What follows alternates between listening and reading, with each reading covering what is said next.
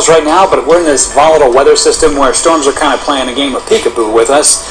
We just had some thunderstorm warnings expire in Cuyahoga County, but stay tuned. They might fire up here again, considering all that heat and humidity. And we did hit 90 degrees officially today. Oh, we have. It's a long time since we've seen that. Well, these days you hear and you see a lot about new divisions. But today we're happy to bring you one of the greatest gestures of sportsmanship you may see all year.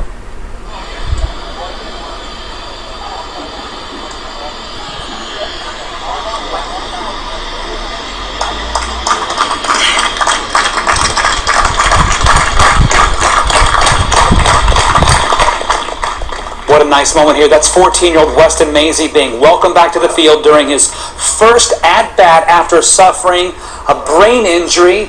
Time was called before the first pitch to Whammer, as his friends call him, and every single player on the opposing team took turns shaking his hand.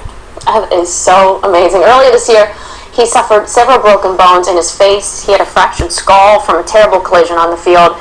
Weston's dad, who is the head coach of the West Virginia University baseball team, called that show of sportsmanship, quote, a special moment. All those young men, they get it. They get the big picture. They know it's really important in life, and you do nice things like that. Story of the day. Pretty amazing. That's our time at 5. Fox 8 News at 6 is next. Thank you both. Now here at 6 o'clock, a woman found murdered, left in a landfill. How OnStar and the victim's car helped police track down their suspect.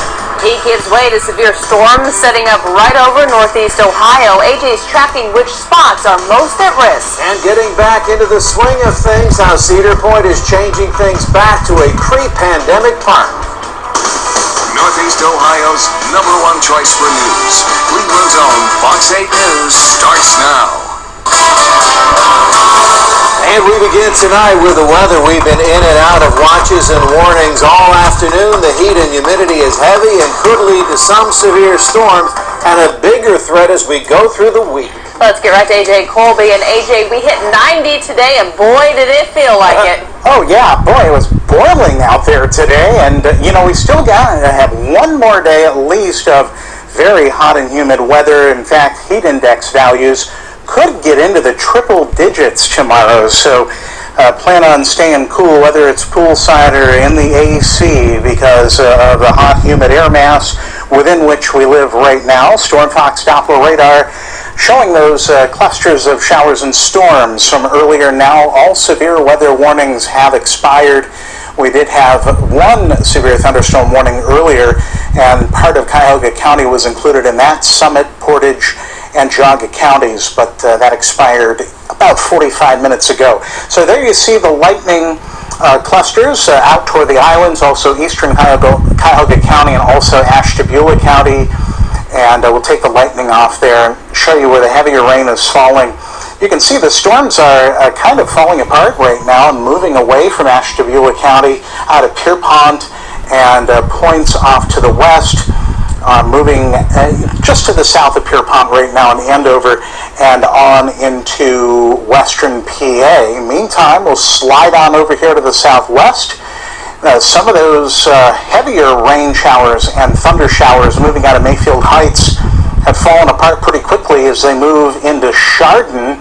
And there's even a little gust front there. You can see that curling right out ahead of the main line of showers of that one cluster, which is normal as the storm collapses.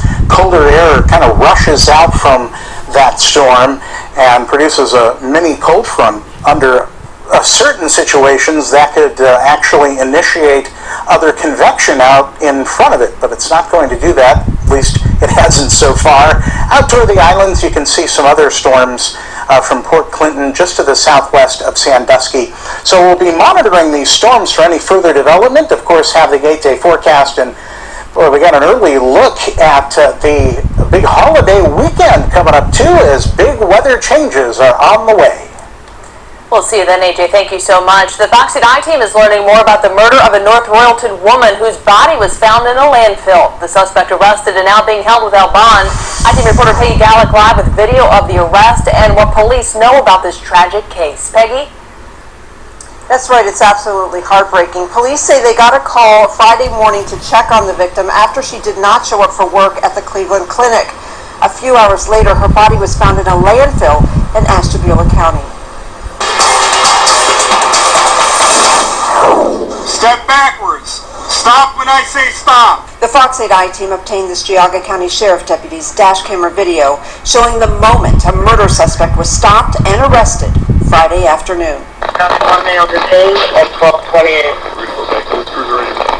Police tell us 50-year-old Richard Muncie Jr. of Parma is suspected of killing Carrie Smith of North Royalton inside her home and then dumping her body. She was found in a landfill in Geneva shortly after the suspect was arrested. It would appear that initially her body was placed into a dumpster at a Fairport Harbor location, then that dumpster loaded to a truck to landfill. North Royalton police say they responded to Smith's home Friday after she did not show up to work.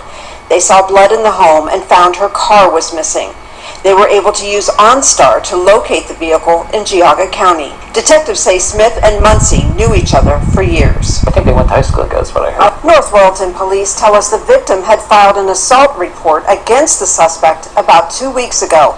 That report was still being investigated. The suspect appeared in Parma Municipal Court Monday to face a murder charge. We're here on 21 CRA 1936, City of North Royalton versus Richard Muncie. Muncie said very little during the hearing and looked down while Judge Timothy Gilligan read the charges. Richard Muncie Jr. did purposely cause death to Carrie Smith by striking her in the head. The suspect's attorney asked for a reasonable bond. However, a detective told the judge that the defendant had already left the area once after the murder. Yeah, I'm going to keep on the saying he's going to be held without bond. Now the case is being sent to the Cuyahoga County Grand Jury, and the suspect will be back in court sometime soon. And right now, police say they do not know a motive for this murder. Well, Peggy, thankfully technology and some good police work got this dangerous person off the streets. Exactly. The police did a great job. You know, they went to the house. They worked with deputies in Ashtabula County and Geauga County, and they were able to make a quick arrest. Everybody worked together and did a great job. All right, Peggy, thank you so much. Exclusive video released to the Fox 8 I-team shows how police caught a killer building a murder case with security cameras you have on your home and on your block. What happened in this particular case is happening more than ever before. I-team reporter at Gallic Live to show us how. Every move tracked by neighborhood cameras. Watch as a killer realizes he'd been recorded at every turn. The camera at your front door could get justice next.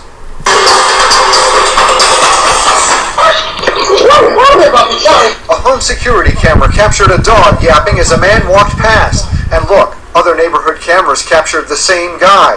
Here, and here, and here. All of that video tracked the steps of a Cleveland killer.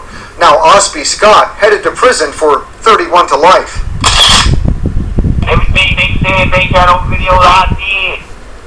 So it looked like it's premeditated. Once Scott got arrested, jailhouse phone recordings show he realized Cleveland homicide detectives had him on video coming and going. The crime scene, West 49th and Store. The video, critical to building the case. But clearly, folks in the neighborhood didn't know right away they'd recorded a killer. Come here, Bucky. Come here. Sorry about that. I didn't see you walking by. This dog run up on me and dude got a clear look at my face. They see me walk from 47 to 49th through the what's name lot, which I did. Investigators found the killer parked right here. Then they say he walked to the end of this block, walked to the next block, and then walked down the next street. And investigators determined he came back from the crime scene back through a little field or a cut. It just put the pieces all together that we know that we have the right individual. Cuyahoga County prosecutors say what happened here, now a trend. Ordinary citizens everywhere playing a big role in taking back the streets with doorbell cameras and home security systems. Prosecutors say Scott shot and killed a man over a debt. Shot and wounded a woman, too. It was because of the video that the jury was able to see as the police officers pieced it together from the moment he got out of his car to the moment after he killed somebody. He told me exactly my whole movement. This is how I know he can get me on ring. Hard to argue with these witnesses. And Cuyahoga County prosecutors want to know if you have cameras at home or a business that could solve crimes. See how to sign up. Go to fox8.com and look for this story. You know, those cameras really coming in handy to investigators. But in this particular case, and how did investigators know that all of those cameras captured every single move of their suspect? Incredibly, door to door. They see a camera, they say, can we look at your video? Oh, he went that way, so they go that way, and they knock on the next door. It's really almost door to door. And those cameras are everywhere these days, too. Thank you so much, Ed. You bet. We have just learned the victim of a weekend murder is an Akron High School football player. 17-year-old Kanye Lamb was found shot at Elba Street last night, died later on at the hospital. Akron Public Schools say Lamb was a football player at North High School. Grief counselors are available to students. Call Akron detectives with any information. First responders are working around the clock searching for survivors from last week's condo collapse. At least 10 people are dead and 151 people unaccounted for. Crews are adamant this is still a search and rescue mission, and they are so hopeful they'll find survivors. Meanwhile, we are learning more about the building's condition leading up to its collapse. A 2018 engineering report found the ground floor pool deck was resting on a concrete slab containing, quote, major structural damage. Engineers reportedly told the condo association repair work for the entire building would cost more than $9 million. The work had yet to be done. Officials say determining a cause for the collapse could take months. I hope that investigations go forward and somebody's held responsible for this, because my mom and my grandmother are now gone forever because of this. Surfside's mayor says an engineering team will start conducting safety reviews of nearby towers starting Tuesday, and we are expecting another update from investigators later this hour, and we'll bring you updates as they come in. Hudson is the latest community to be hit by a group of car thieves who target neighborhoods where residents leave their vehicles unlocked with the keys inside. Fox 8's Jack Shea is live now with the story. Jack. Blue investigators say it is a bad habit, and the best way to stop the crime is to lock your car and take your keys with you.